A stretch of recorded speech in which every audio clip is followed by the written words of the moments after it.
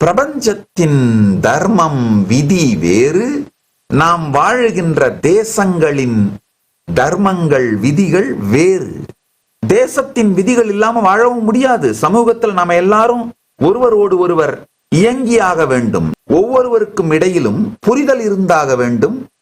சமூக சட்டங்கள் இருந்தாக வேண்டும். தேசத்தின் சட்டங்கள் இருந்தாக வேண்டும். அப்பதான் நாம எல்லாரும் ஒருவரோடு ஒருவர் சமூகமாக சுமூகமாக இயங்க முடியும். அப்போ தேச விதிகள் தவிர்க்க முடியாதவை.